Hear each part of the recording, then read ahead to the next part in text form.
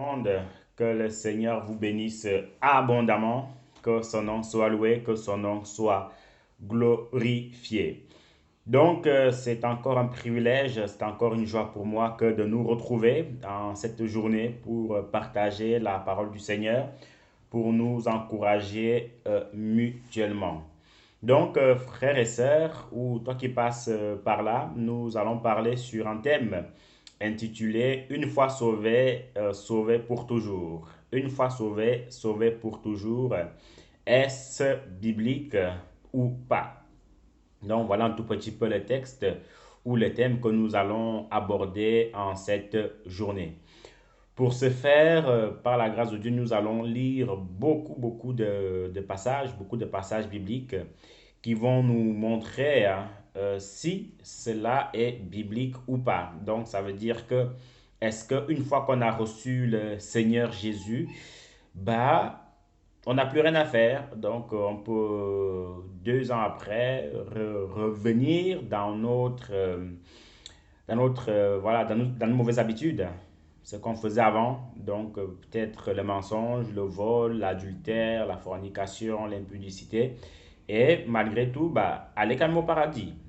Est-ce que après avoir reçu le Seigneur Jésus-Christ et qu'on mène une double vie, est-ce qu'on ira au ciel? Donc, en gros, est-ce qu'on perd notre salut? Ou peut-on perdre notre salut? Ça peut-être, c'est peut-être plus simple si je dis comme ça. Est-ce qu'on peut perdre notre salut? Est-ce qu'on peut perdre notre salut en Jésus-Christ? Donc nous allons d'abord, dans un premier temps, comme vous le savez, on va lire tous les versets bibliques qui vont avec, et puis après quoi nous, nous allons pouvoir les commenter. Pour ce faire, nous allons commencer dans le livre de Nombre. Nous allons commencer dans le livre de Nombre. Nombre chapitre 24, le verset 1 au verset 4. Nombre chapitre 24, le verset 1 au verset 4. Il est écrit: Balaam vit que l'Éternel trouvait bon de bénir Israël, et il n'alla point comme les autres fois à la rencontre des enchantements, mais il tourna son visage du côté du désert. Balaam leva les yeux et vit Israël camper selon ses tribus. Alors l'Esprit de Dieu fit sur lui. Balaam prononça son oracle et dit: Parole de Balaam, fils de Béor, parole de l'homme qui a l'œil ouvert, parole de celui qui entend les paroles de Dieu, de celui qui voit la vision du Tout-Puissant. De parole de celui qui entend les paroles de Dieu, de celui qui voit la vision du Tout-Puissant. Nous allons continuer, nous allons lire un autre passage. Un autre passage, permettez juste que je le retrouve par la grâce de Dieu. Donc, il se trouve dans l'évangile de Jean. Jean chapitre 12. Jean chapitre 12, le verset 1 au verset 6. Jésus arrivé à Béthanie, parfum répandu sur les pieds par Marie. 6 jours avant la Pâque, Jésus arriva à Béthanie où était Lazare qu'il avait ressuscité des morts. Là, on lui fit un souper. Marthe servait et Lazare était un de ceux qui se trouvaient à table avec lui. Marie, ayant pris un livre d'un parfum de nard pur de grand prix, oignit les pieds de Jésus et elle lui essuya les pieds avec ses cheveux. Et la maison fut remplie de l'odeur du parfum. Un de ses disciples, Judas Iscariote, fils de Simon, celui qui devait les livrer, dit: Pourquoi n'a-t-on pas vendu ce parfum 300 deniers pour les donner aux pauvres? Nous poursuivons. 1 Corinthiens, 1 Corinthiens chapitre 9, le verset 26. 1 Corinthiens chapitre 9, le verset 26. Il est écrit: Moi donc, je cours non pas comme à l'aventure, je frappe non pas comme battant l'air, mais je traite durement mon corps et je le tiens assujetti, de peur d'être moi-même rejeté après avoir prêché aux autres. Moi donc, je cours non pas comme à l'aventure, je frappe non pas comme battant en l'air, mais je traite durement mon corps afin de ne pas être rejeté après avoir prêché aux autres. Parole de l'apôtre Paul. Nous poursuivons dans le livre de Timothée. 1 Timothée chapitre 6, le verset 12. 1 Timothée chapitre 6, on va commencer du verset 11 au verset 12. Pour toi, homme de Dieu, fuis ces choses et recherche la justice, la piété, la foi, la charité, la patience, la douceur. Combat le bon combat de la foi, saisis la vie éternelle à laquelle tu as été appelé et pour laquelle tu as fait une belle confession en présence d'un grand nombre de témoins. Nous poursuivons, nous suivons toujours dans le livre de Timothée, mais on va prendre 2 Timothée. 2 Timothée, on va prendre 2 Timothée chapitre 1, le verset 15. 2 Timothée chapitre 1, le verset 15. Tu sais que tous ceux qui sont en Asie m'ont abandonné, entre autres Phygèle et Hermogène, que le Seigneur répande sa miséricorde sur la maison d'Onésiphore, car il m'a souvent consolé et il n'a pas eu honte de mes chaînes. Tu sais que tous ceux qui sont en Asie m'ont abandonné, entre autres Phygèle et Hermogène. Que le Seigneur répande sa miséricorde sur la maison d'Onésiphore, car il m'a souvent consolé et il n'a point eu honte de mes chaînes. 2 Timothée, toujours 2 Timothée chapitre 2, le verset 3. 2 Timothée chapitre 2, le verset 3. On va commencer au verset 1. Toi donc, mon enfant, fortifie-toi dans la grâce qui est en Jésus-Christ, et ce que tu as entendu de moi en présence de beaucoup de témoins, confie-le à des hommes fidèles qui soient capables de l'enseigner aussi à d'autres. Souffre avec moi comme un bon soldat de Jésus-Christ. Souffre avec moi comme un bon soldat de Jésus-Christ. Souffre avec moi comme un bon soldat de Jésus-Christ. Amen. On va lire le dernier passage pour clôturer le tout. On va lire le dernier passage. Il se retrouve dans le livre de 2 Pierre. 2 Pierre chapitre 2. 2 Pierre chapitre 2, le verset 4 au verset 6. 2 Pierre chapitre 2, le verset 4 au verset 6. Il est écrit. 2 Pierre chapitre 2, le verset 4 au verset 6.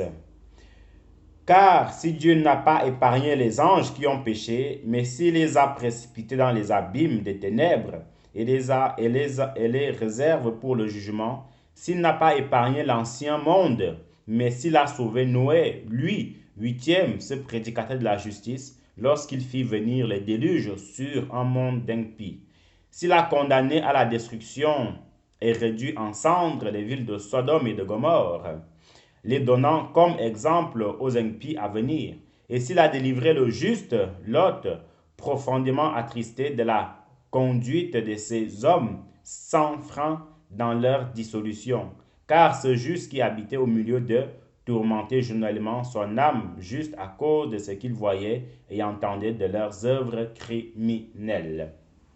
Amen. Donc, frères et sœurs, voilà un tout petit peu au niveau des passages qu'on pouvait lire en cette journée concernant le thème de tout de suite. C'est un thème assez interpellant, c'est un thème assez important dans la mesure où il y a aujourd'hui beaucoup de courants d'église, si on peut l'appeler ainsi, qui disent qu'on ne peut pas perdre son salut, qui disent qu'en fait, une fois qu'on est sauvé pour toujours, qui disent que on n'a plus besoin de faire de gros efforts une fois qu'on a reçu le Seigneur. Permettez-moi de le dire, mais je pense que par la grâce de Dieu, c'est un thème, voilà, où c'est une façon de faire qui vient directement du quartier général de Satan. Voilà, ce sont des paroles, c'est un enseignement qui vient directement, mais sans escale, du camp, du QG de Satan. Pourquoi? Parce que C'est une erreur mortelle, mortelle de dire qu'une fois qu'on est sauvé, on est sauvé pour toujours. C'est une erreur mortelle de dire qu'on ne peut pas perdre sa foi. C'est une erreur mortelle de prêcher cela en public, de prêcher cela à des âmes. Pourquoi? Parce que, vous savez, quand on prêche quelque chose, ça peut arriver de faire des erreurs, ça peut arriver d'avoir de lapsus et tout ça, vous voyez, ça peut arriver. Mais quand ça commence en fait à toucher un enseignement, parce qu'un enseignement c'est une doctrine, c'est un fondement, et que les gens en fait reçoivent cela, bah, ces gens-là, qu'est-ce qu'ils vont faire? Bah, ils vont aussi en fait aller le prêcher au dehors, parce que n'oubliez pas, la Bible dit qu'on ne donne que ce que l'on a. Ça veut dire quoi? Ça veut dire que si on nous enseignait des hérésies, bon, on irait aussi en fait enseigner ces hérésies-là aux autres personnes, ainsi de suite. Et c'est comme ça que la mauvaise graine va commencer à prendre de la valeur, va commencer à gagner du terrain, et ce n'est pas bon. C'est pour ça que nous devons, autant que possible, nous efforcer à enseigner la vérité aux enfants de Dieu, enseigner la vérité au peuple de Dieu. Parce que c'est une lourde charge d'enseigner. Vous voyez, c'est une lourde charge d'enseigner. Raison pour laquelle l'apôtre Jacques pourra dire en fait que qu'il n'y ait pas au milieu de vous beaucoup qui enseignent. Qu'il n'y ait pas beaucoup au milieu de vous qui enseignent. Parce que une fois qu'on commence en fait à enseigner, bah, c'est comme une épée en fait. Il y a deux bouts. Il y a le bout qui peut te trancher, qui peut te tuer.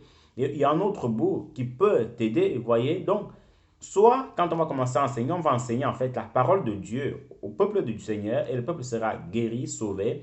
Mais si on enseigne des hérésies, si on donne en fait des coloquintes aux sauvages comme au temps d'Élysée, bah, le peuple de Dieu en fait va mourir spirituellement. Donc c'est très très important.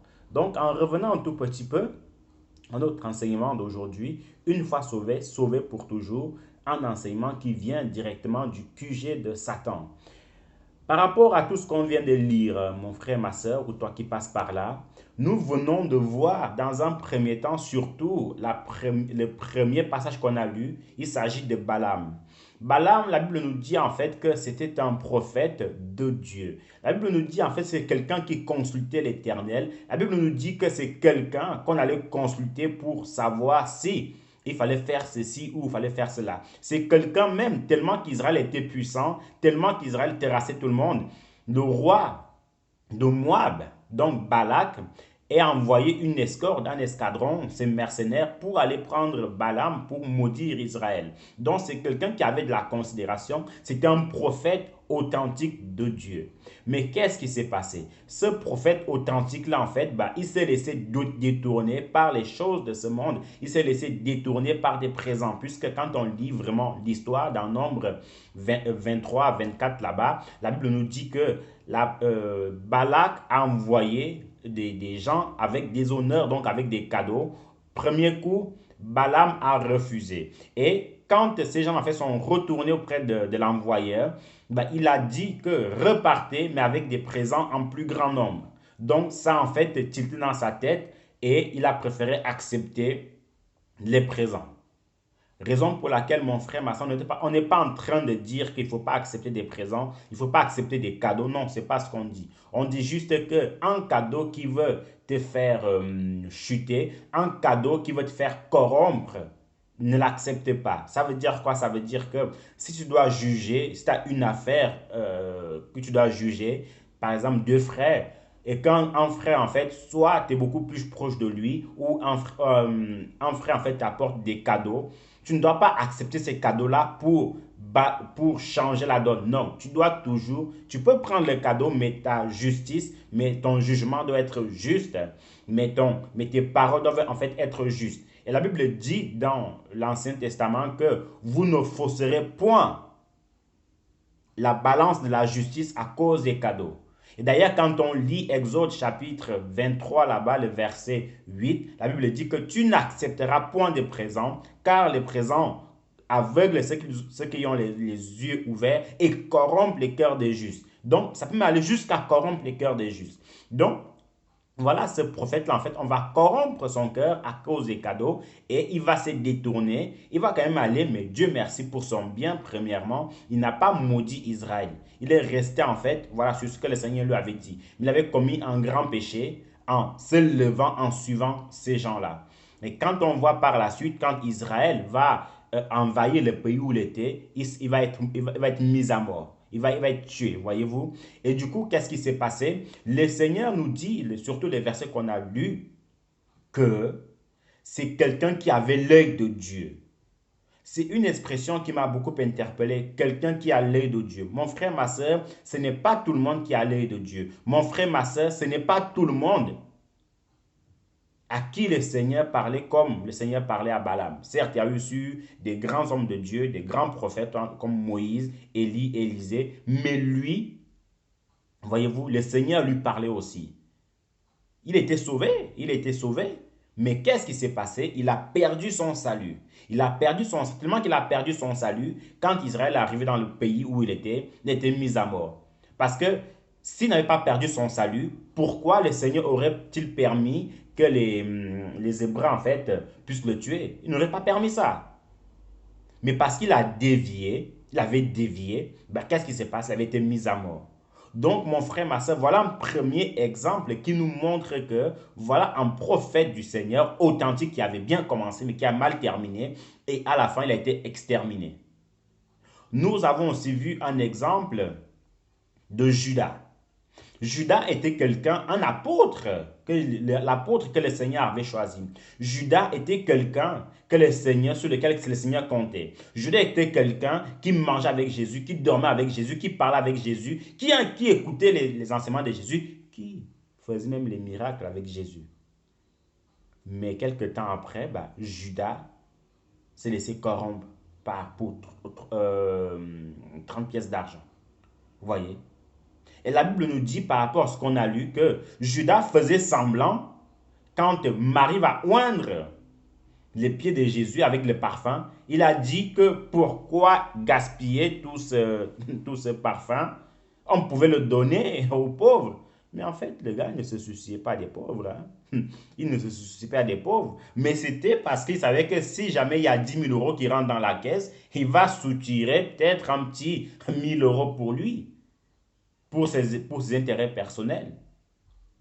Vous voyez? Donc, en fait, c'est ça qui l'intéressait. Ce n'était pas forcément les pauvres.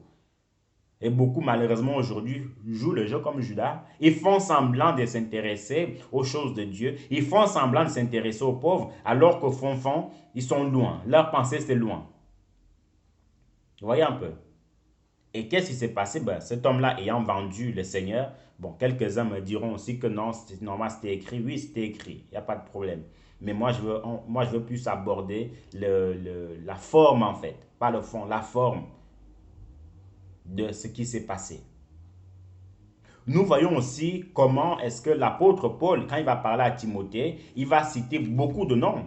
Il va dire dans un premier temps, viens au plus tôt vers moi, car Démas m'a abandonné pour l'amour du siècle présent. Viens au plus tôt vers moi, car Démas m'a abandonné pour l'amour du siècle présent. Ça veut dire quoi? Ça veut dire que voilà Démas qui marchait certainement avec Paul, puisque Paul, certes, Démas pouvait être un païen, mais on ose croire ici par la grâce de Dieu que Démas était aussi un chrétien puisqu'il marchait avec Paul, il allait avec lui dans les missions spirituelles.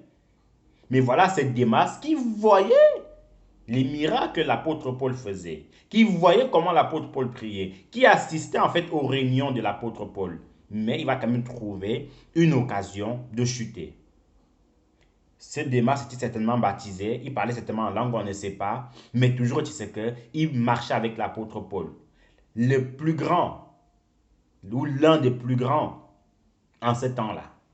Mais Démas a quand même trouvé, voyez-vous, un terrain pour s'échapper. C'est grave, c'est grave.